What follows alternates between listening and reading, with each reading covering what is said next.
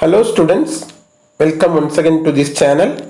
இன்றைக்கு இந்த வீடியோவில் சில phrasal verbs குறித்து பார்க்க இருக்கிறோம். அதில் fourth one வந்து prop somebody or something up. Use as support to prevent something from falling.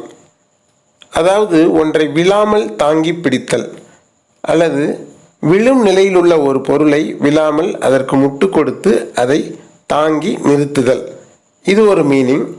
மற்றொரு மீனிங் என்னன்னு பார்த்தா to support an organisation or a system or a person in difficult situations. இக்கட்டான நிலையில் ஒரு அமைப்பிற்கோ அல்லது ஒரு நிறுவனத்திற்கோ அல்லது ஒரு நபருக்கோ ஆதரவு அளித்தல்.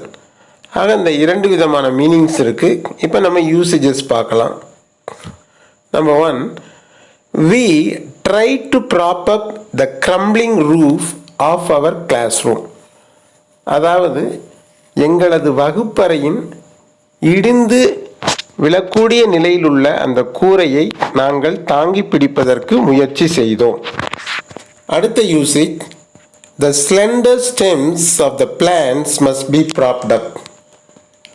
தாவரங்களின் சிறு தாவரங்களின் அப்படின்னு கூட எடுத்துக்கலாம். மென்மையான அந்த தண்டுகளை நாம் ஏதாவது குச்சிகள் அல்லது மர கம்புகள் போன்று ஏதாவது ஒன்றை கொடுத்து அதை தாங்கி அதை கட்டு வித்தல் என்பது கட்டாயமானது. இல்லைன்னா அது கீழே விழுந்து அது என்ன செஞ்சிடும், அந்த தாவரம் வந்து அந்த செடி வந்து கீழே விழுந்து இதாயிரும், ஒடிஞ்சு போயிடும். அதான் இதோடைய அர்த்தம். அடுத்து யூசேஜ், இது வந்து இந்த ரெண்டாவது பார்த்த மீனிங்குரிய usages. The government takes many steps to prop up the nation's economy. அதாவது அரசாங்கமானது பல வழிகளை மேற்கொண்டு அதன் மூலமாக தேசத்தின் பொருளாதாரத்தை தாங்கி நிறுத்துவதற்கு பல வழிகளை அது கையாள்கிறது அப்படின்றதான் இதோடைய அர்த்தம். அடுத்து, our faith in God props us up in difficult situations.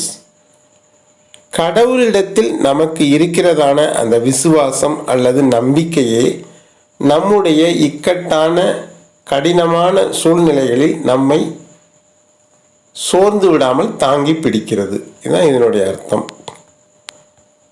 இப்போ அடுத்த phrasal verb பார்க்கலாம்.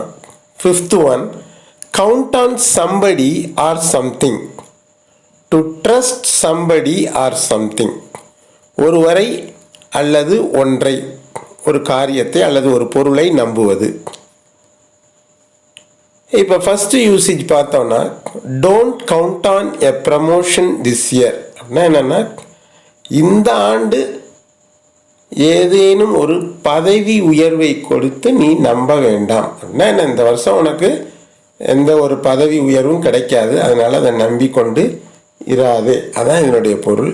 அடுத்தது, your parents count on you, don't let them down.